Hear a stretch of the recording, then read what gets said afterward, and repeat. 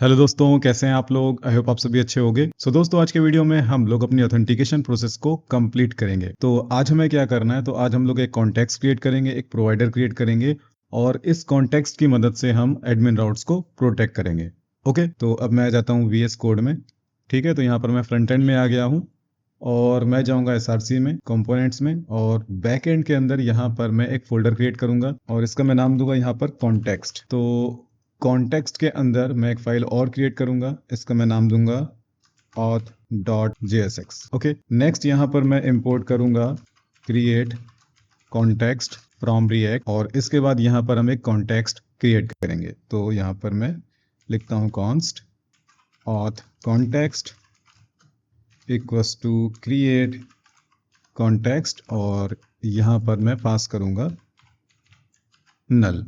Okay, अच्छा, इसको export करने के लिए यहाँ पर हमें एक्सपोर्ट भी लिखना होगा। अब इस कॉन्टेक्स्ट के लिए हमें एक प्रोवाइडर भी क्रिएट करना होगा। तो मैं यहाँ पर आ जाता हूँ, export const auth provider. Okay, और यहाँ पर मैं पास करूंगा चिल्ड्रेन कंपोनेंट। तो यहाँ पर मैं लिखूंगा चिल्ड्रेन।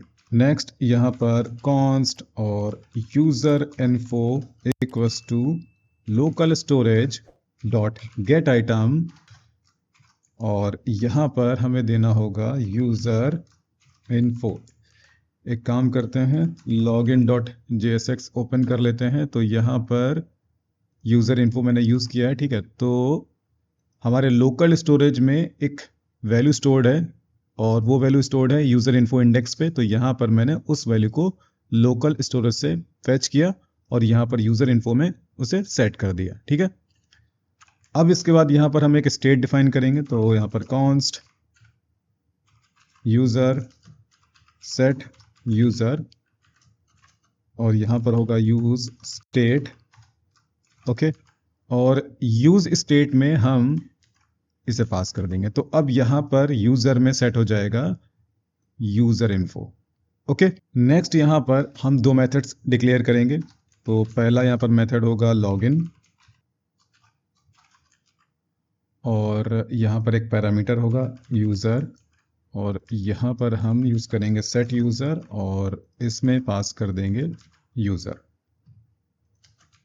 और इसके बाद यहां पर एक मेथड और होगा कॉन्स्ट लॉगआउट।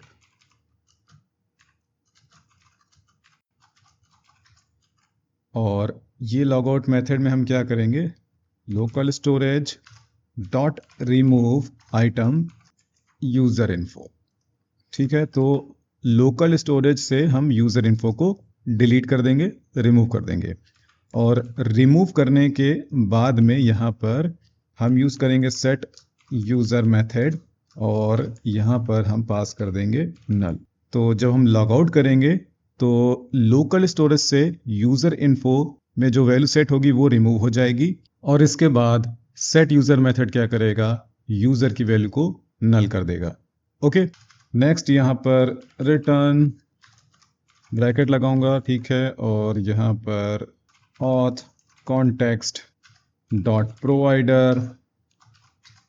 ओके, और यहाँ पर हमें लिखना होगा वैल्यू, एक और ब्रैकेट लगाएंगे, एंटर मारेंगे। यहाँ पर हम क्या क्या चीज़ें प्रोवाइडर के थ्रू रिटर्न करेंगे, तो यूज़र, इसके बाद लॉगिन मेथड और इसके बाद यहाँ पर लॉग आउट मेथड।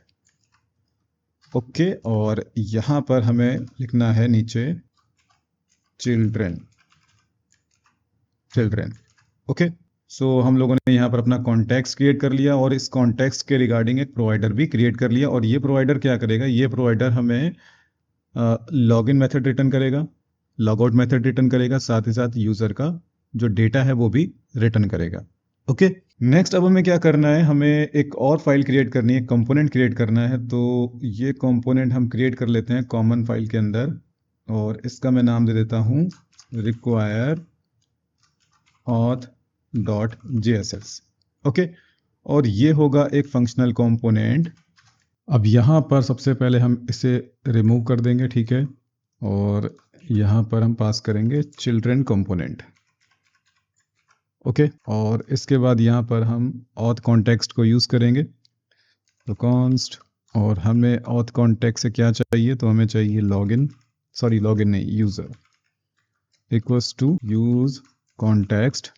ठीक है, अब किस कॉन्टेक्स्ट को यूज़ करना है, तो हमें यूज़ करना है ऑथ कॉन्टेक्स्ट। ठीक है, तो जैसे मैंने यहाँ पर ऑथ कॉन्टेक्स्ट लिखा तो यहाँ पर ये देखो आप इंपोर्ट हो चुका है, आपको भी इंपोर्ट करना होगा। और इस ऑथ कॉन्टेक्स्ट से मुझे क्या चाहिए, तो मुझे यहाँ पर यूज़र वेरिएबल चाहिए। ठीक है, अब यहाँ पर हम एक इफ़ कंडीशन लगाएंगे और इफ़ कंडीशन में ये चेक करेंगे कि यूज़र में कोई वैल्यू सेट है या फिर नहीं। तो अगर कोई वैल्यू नहीं सेट है तो हम यहाँ पर क्या करेंगे, हम यहाँ पर यूज़र को लॉगिन स्क्रीन पर रीडायरेक्ट कर देंगे। कैसे, तो यहाँ पर मैं लिखूँगा रिटर्न, और यहाँ पर हम यूज़ करेंगे नेविगेट कंपोनेंट इस तरह से। और यहाँ पर आप देख सकते हो रिएक्ट राउटर डॉम से नेविगेट कंपोनेंट को यहाँ पर ऑटोमेटिकली इंपोर्ट कर लिया गया है। और हमें यहाँ पर लिखना होगा टू, मतलब कहाँ पर रीडायरेक्ट करना है, तो हम कुछ इस तरह से लिखेंगे admin/login। ओके, और लास्ट में यहाँ पर हम लिखेंगे चिल्ड्रेन, तो ब्रैकेट की ज़रूरत नहीं है, यहाँ पर डायरेक्ट लिख देंगे चिल्ड्रेन।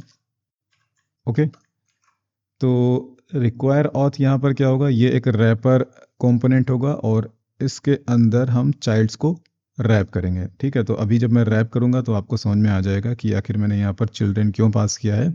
और अगर हम यहाँ पर प्रोवाइडर की बात करें तो प्रोवाइडर में भी चिल्ड्रेन कंपोनेंट को यहाँ पर पास किया गया है। ठीक है, तो यहाँ पर अपना कॉन्टेक्स्ट क्रिएट हो गया, प्रोवाइडर क्रिएट हो गया, और साथ ही साथ यहाँ पर रिक्वायर ऑथ कंपोनेंट भी हम लोगों ने रेडी कर लिया है।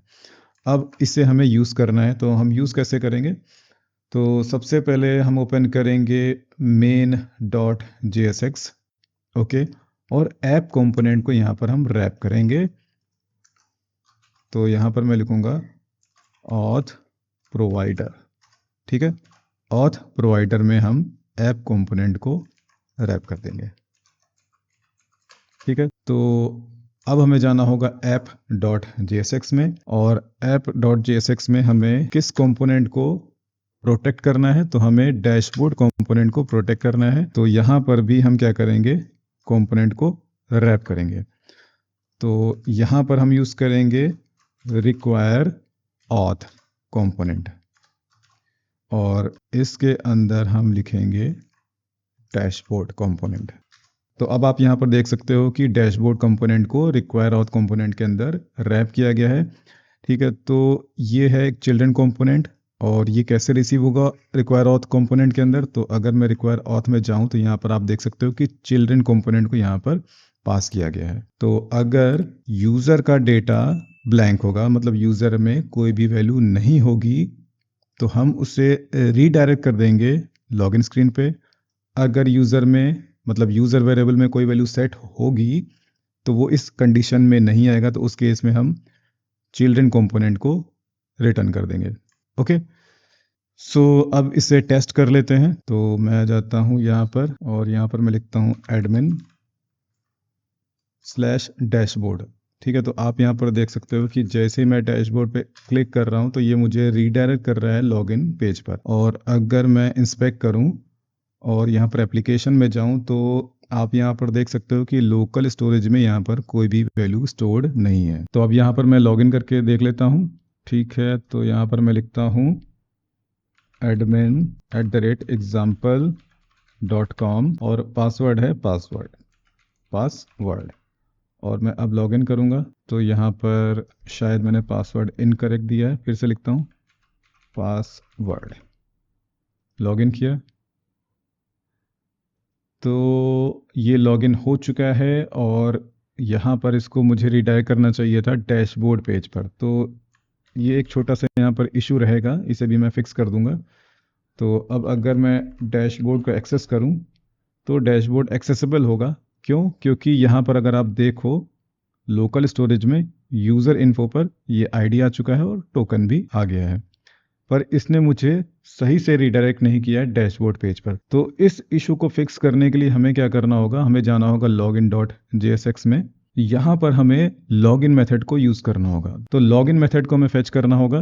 तो एक काम करते हैं, यहाँ पर हम लिखते हैं कॉन्स्ट।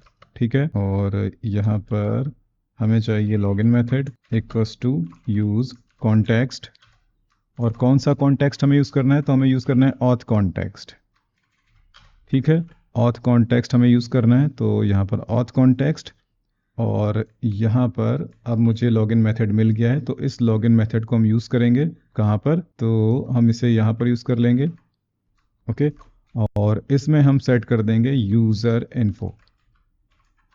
ओके, तो अब ये प्रॉपर चलना चाहिए, तो मैं यहाँ पर रिलोड कर देता हूँ और एक काम करता हूँ, यहाँ पर मैं क्लियर कर देता हूँ लोकल स्टोरेज। ठीक है, तो यहाँ पर ये मैंने रिमूव कर दिया। अभी यहाँ पर रिफ्रेश करूँगा तो ये मुझे लॉगिन स्क्रीन पे रीडायरेक्ट कर देगा। तो अभी फिर से लॉगिन करते हैं यहाँ पर, तो मैं लिखता हूँ admin@example.com और पासवर्ड है पासवर्ड। ठीक है, लॉगिन किया तो इसने मुझे प्रॉपरली डैशबोर्ड पेज पर रीडायरेक्ट कर दिया है। और अगर लोकल स्टोरेज देखें तो एप्लीकेशन में यहाँ पर आप देख सकते हो कि लोकल स्टोरेज में आईडी और टोकन यहाँ पर स्टोर हो चुका है। तो अब हमारे एडमिन राउट्स प्रोटेक्ट हो चुके हैं। ओके, अब एक काम करते हैं, यहाँ पर एक लॉगआउट का लिंक भी दे देते हैं साइड बार में। तो मैं साइड बार वाला फाइल ओपन कर लेता हूँ। तो साइड बार आई थिंक मैंने अभी क्रिएट नहीं किया है, तो सबसे पहले अपना डैशबोर्ड वाला फाइल ओपन कर लेते हैं, और साइड बार के लिए हम एक दूसरा कंपोनेंट क्रिएट कर लेते हैं। तो यहाँ पर मैं एक फ़ाइल क्रिएट कर लेता हूँ sidebar.jsx। ओके, और ये होगा एक फंक्शनल कंपोनेंट। ठीक है, बाकी फाइलें मैं क्लोज कर देता हूँ, इनकी ज़रूरत नहीं है अब। और मैं कट करता हूँ इतना पार्ट। ठीक है, और यहाँ पर जा कर के मैं इसे पेस्ट कर देता हूँ। ओके, और यहाँ पर ULLI, और यहाँ पर अपना एक एंकर टैग होगा, और यहाँ पर href में अभी मैं हैश सेट कर देता हूँ। यहाँ पर मैं लिखता हूँ डैशबोर्ड। ठीक है, और इसके साथ साथ मैं यहाँ पर लिखता हूँ सर्विसेज। ओके, सर्विसेज के बाद में यहाँ पर आर्टिकल्स, प्रोजेक्ट्स, और लास्ट में सॉरी यहाँ पर मैं एक लॉगआउट का बटन दे देता हूँ। तो मैं एक काम करता हूँ, यहाँ पर मैं लिखता हूँ बटन लॉगआउट, और यहाँ पर क्लास होगा btn प्राइमरी। ओके, अब इस साइड बार कंपोनेंट को हम यूज़ कर लेते हैं डैशबोर्ड में। ठीक है, तो यहाँ पर मैं लिखता हूँ साइड बार, और ये इंपोर्ट नहीं हुआ तो मैनुअली से इंपोर्ट करना पड़ेगा। यहाँ पर मैं लिखूँगा साइड बार। ओके, यहाँ पर साइड बार। ठीक है, तो अब अगर हम यहाँ पर जाएं डैशबोर्ड में, तो यहाँ पर आप देख सकते हो कि साइड बार अपना आ रहा है। यहाँ पे थोड़ा सा इसको ब्यूटीफाई कर लेते हैं। तो मैं एक काम करता हूँ, मैं यहाँ पर जाता हूँ। ओके, यहाँ पर P3 में कर देता हूँ। पैडिंग मैंने थोड़ा सा यहाँ पर इंक्रीज़ कर दिया, अभी भी कम है, तो यहाँ पर P4 अब सही है। और यहाँ पर मैं क्लास दे देता हूँ साइड बार। ओके, और मैं ओपन करता हूँ style.scss। यहाँ पर मैं लिखता हूँ साइड बार, और यहाँ पर UL के अंदर LI, और LI के अंदर है एंकर टैग। तो एंकर टैग में यहाँ पर पैडिंग हम दे देते हैं टॉप से और लेफ़्ट राइट से। तो टॉप से हमें चाहिए 10 पिक्सल का पैडिंग, टॉप से और बॉटम से, और लेफ़्ट से देने की ज़रूरत नहीं है, तो 0। लेफ़्ट राइट से देने की ज़रूरत नहीं है, तो यहाँ पर मैंने 0 दे दिया। तो रीलोड करते हैं, तो यहाँ पर पैडिंग तो शायद नहीं आया। ओके, एक्चुअली हमें इससे एक और CSS देना होगा, डिस्प्ले इनलाइन ब्लॉक। तो आई थिंक अब यहाँ पर ये CSS ले लेगा। और अब एक काम और करते हैं, इसके नीचे एक बॉर्डर सेट कर देते हैं, बॉर्डर 1 पिक्सल सॉलिड RGBA, और यहाँ पर ठीक है, यहाँ पर इनलाइन ब्लॉक ना करके ब्लॉक कर देते हैं इसे, और बॉर्डर हमें बॉटम में चाहिए। ठीक है, तो बॉर्डर बॉटम। और इसको अगर हम यहाँ पर सेट कर दें 255, ठीक है, तो ये हो जाएगा हमारा वाइट कलर। और वाइट कलर का यहाँ पर ओपेसिटी मैं कम से कम कर देता हूँ, तो बिल्कुल भी नहीं दिख रहा है यहाँ पर, तो 80 कर देते हैं। सॉरी, यहाँ पर वाइट नहीं, मुझे ब्लैक करना चाहिए था इसे। और 50 और कम कर देते हैं, 20 कर देते हैं यहाँ पे। हाँ, तो अब सही है। और यहाँ पर लॉग आउट बटन के ऊपर भी एक थोड़ा सा स्पेस क्रिएट कर लेते हैं। तो यहाँ पर मैं एक क्लास यूज़ कर लेता हूँ बूटस्ट्रैप का, MT4 मार्जिन टॉप 4। तो अब सही है।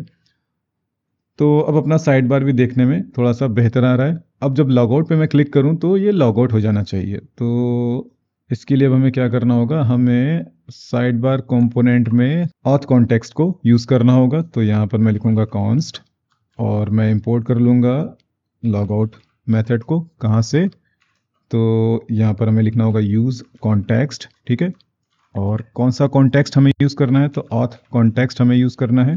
अब यहाँ पर हमारा ऑथ कॉन्टेक्स्ट ऑटोमेटिकली इंपोर्ट हो जाना चाहिए था, पर यहाँ पर ये इंपोर्ट नहीं हुआ। तो हमें क्या करना होगा, हमें इसे मैनुअली इंपोर्ट करना होगा। तो यहाँ पर मैं लिखूँगा इंपोर्ट, ओके। और हमें क्या इंपोर्ट करना है? तो ऑथ कॉन्टेक्स्ट को इंपोर्ट करना है। कहाँ से? तो सबसे पहले हमें कॉमन फोल्डर से बाहर निकलना होगा। तो हमें जाना होगा अब बैकएंड में, ठीक है। बैकएंड के अंदर एक फोल्डर है कॉन्टेक्स्ट, तो यहाँ पर हम लिखेंगे कॉन्टेक्स्ट और इसके अंदर अपना फाइल है auth.jsx, ठीक है। तो अब यहाँ पर ये प्रॉपरली इंपोर्ट हो गया है, ठीक है। तो अब अगर हम यहाँ पर रिफ्रेश करें तो यहाँ पर कोई भी एरर नहीं है। अब इस लॉगआउट मेथड को हम इस बटन की क्लिक इवेंट पे चला देंगे। तो यहाँ पर लिखेंगे ऑन क्लिक और यहाँ पर लॉगआउट मेथड। तो अब जब हम यहाँ पर क्लिक करेंगे तो लॉग आउट हो जाएंगे। और अगर हम यहाँ पर डैशबोर्ड, जो कि हमारा पासवर्ड प्रोटेक्टेड एरिया है, तो इसको एक्सेस करेंगे तो यहाँ पर ये मुझे लॉगिन स्क्रीन पर रीडायरेक्ट कर देगा। फिर से लॉगिन करते हैं, admin@example.com और पासवर्ड है पासवर्ड। तो इसने मुझे वापस से रीडायरेक्ट कर दिया है डैशबोर्ड पेज पर।